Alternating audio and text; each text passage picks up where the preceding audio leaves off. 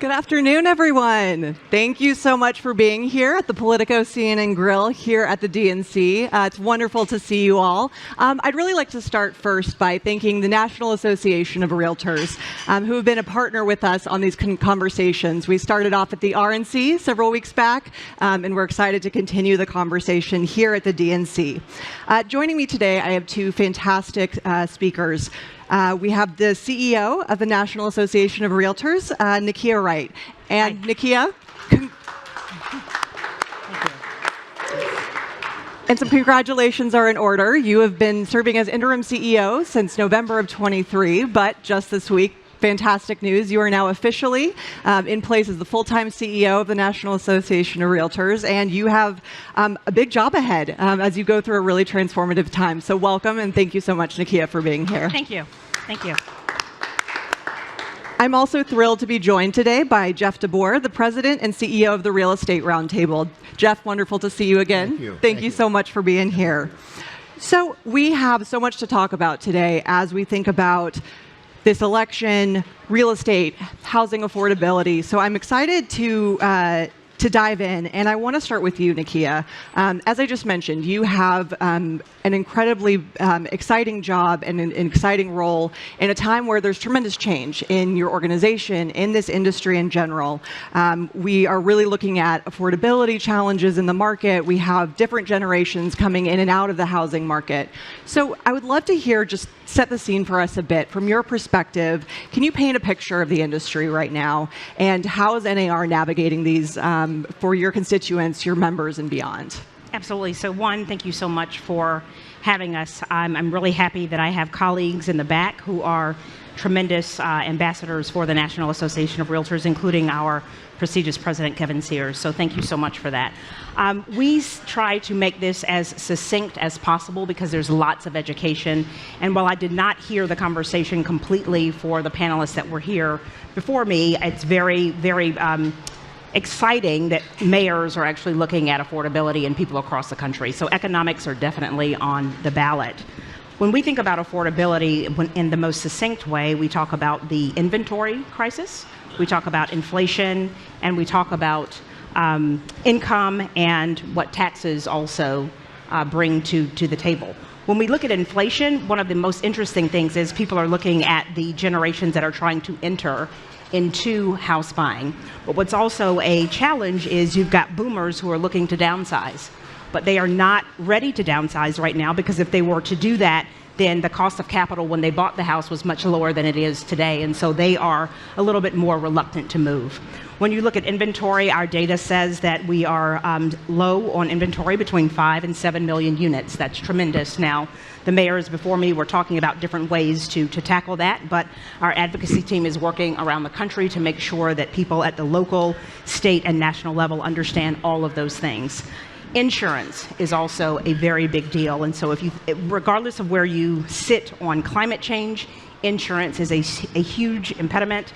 Taxes, as it relates to property taxes, depending upon what local governments are trying to do at the public school level. And so all of those things are things that we have to take into consideration.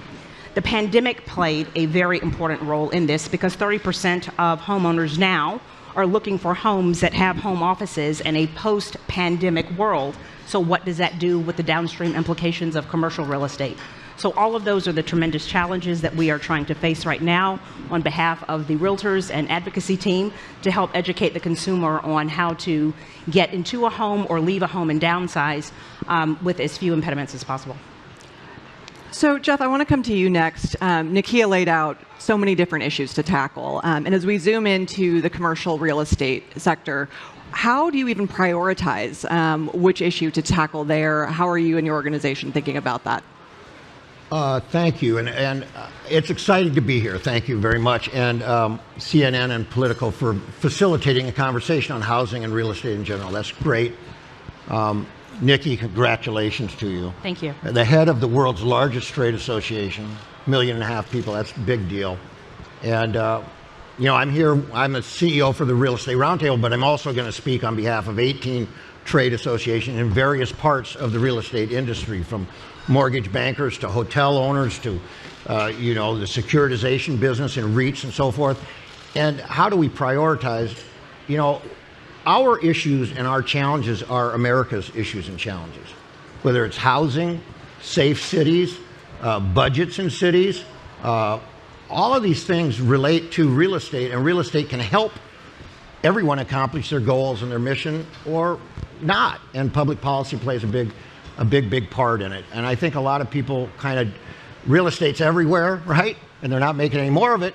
And so a lot of times people forget, that, as I mentioned, 1.5 million members of the Realtors, 3 million people directly employed in real estate, 15 million indirectly employed in real estate. About 70% of city tax revenue comes from healthy real estate.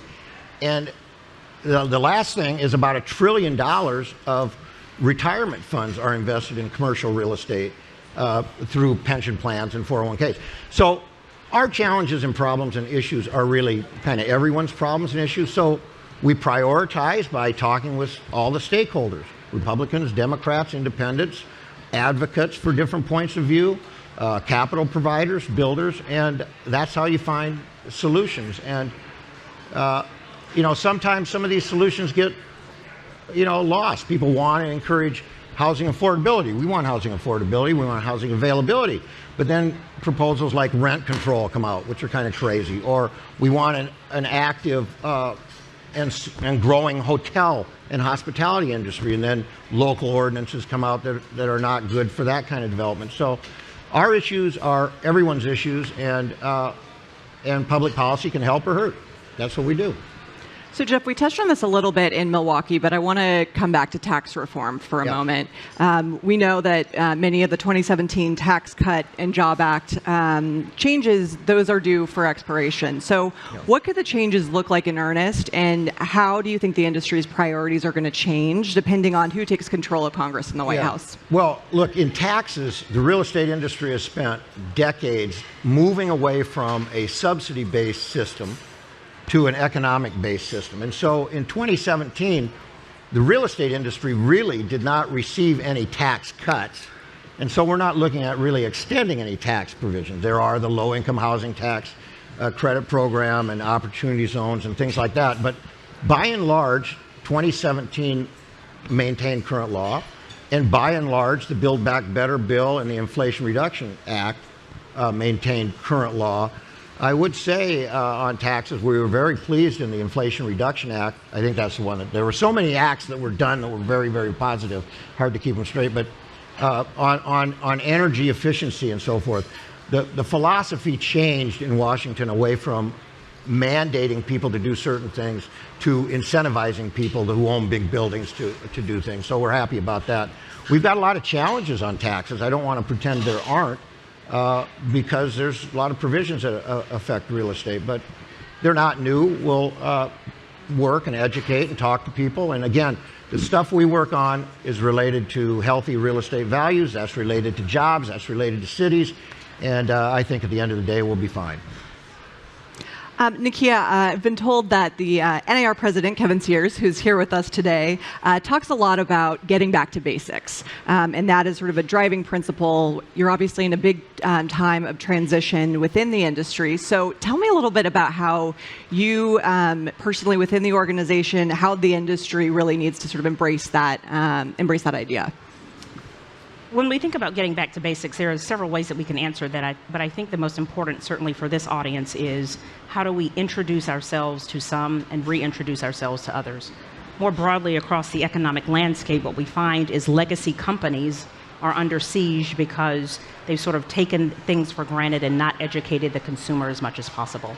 Not only are we enabling our professional realtors to make sure that they can help the consumers understand what is happening, but we are sort of a B to B to C. The consumer is so important. They're at the epicenter of the transaction. It's 20% of the GDP. All of those things are really, really important for us to certainly maintain the integrity of the transaction, but also introducing this to others.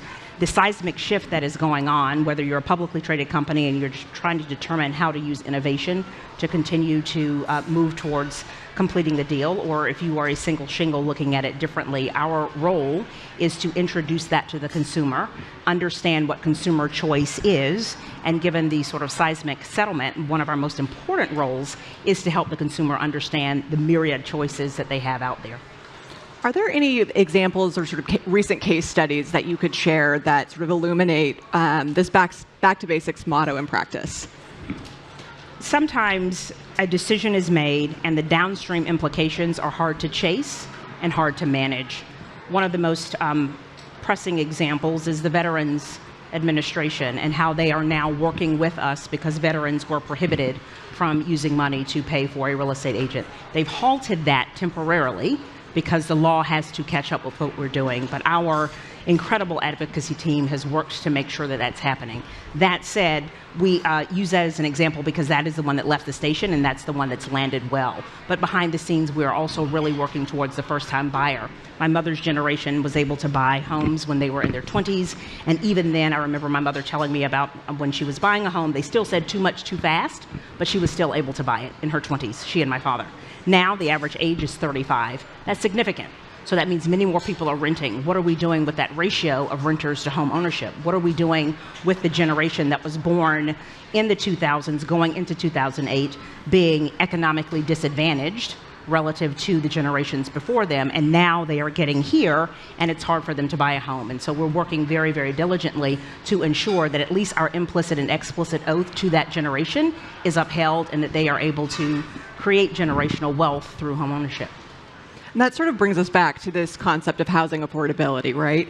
And I was really, it was a stark study done by the University of Michigan that shows that 70% of Democrats, Republicans, and independent voters alike all name housing affordability as their top concern. So this feels like this should be a relatively bipartisan, maybe even nonpartisan issue. But what do you think is standing in the way then of true progress? I think it depends upon what lever they're pulling. There's an inventory lever. There's an inflation lever. There's an insurance lever. There's a tax lever. And so I think we get caught up in those sort of minutia of those details because affordability at its most basic fundamental level, I think everyone understands what that definition is. But depending upon that lever, I think that sort of creates the discourse that we have currently in our politics. Back to basics, as you say. Housing affordability, like every affordability, relates to supply, right? And demand. And we need to, well, there's a lot of demand, but the supply is way down on single-family construction over the years and multifamily construction. And we need to have policies that would encourage, activity in construction. Zoning and permitting takes years in certain. NIMBYs have a lot of, we want to build all this housing, but don't build it in my neighborhood.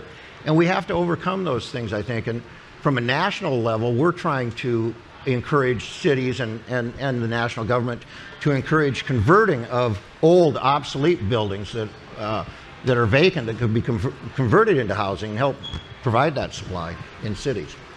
So as we're closing out the conversation, Jeff, I want to just come to you briefly, and Nikia, I'd love to close with you. Do you each feel optimistic that we can right the ship on the housing crisis? And I would say further, what do you think it's going to take to win this fight and get this turned in the right direction as we go into the election into 25 and beyond? Yeah, I'm optimistic. It might take a while, and it might take a lot of education, and it's going to take a lot of people to come away from their points of view on certain things and ideas about housing and how it's built. But yeah, sure, I think we can solve it. It's going to take time. We're way off, as I said, on construction over the last 10, 12 years. Nikia, last word to you. Absolutely optimistic. I don't think we have time or treasure to be pessimistic. I think both political parties understand that economics are on the table, and hopefully as we continue to educate the consumer, regardless of what party you are in, we are able to then educate our lawmakers in a strategic way to make sure that we get this inventory issue solved. They had 50 songs for every state, right, that they came out with. Our song for the real estate industry ought to be like signed, sealed, delivered, or something like that, I think. My president will have to approve that with the leadership team. You're in your honeymoon period. Back to the basics. Wonderful. Well, thank you both so much. That is all the time we have for today, but really appreciate having you both for these conversations. Nakia and National Association of Realtors, thank you so much for your support for the programming. Thank you so much. Thank you very much. Thanks Thank all. you, Heidi.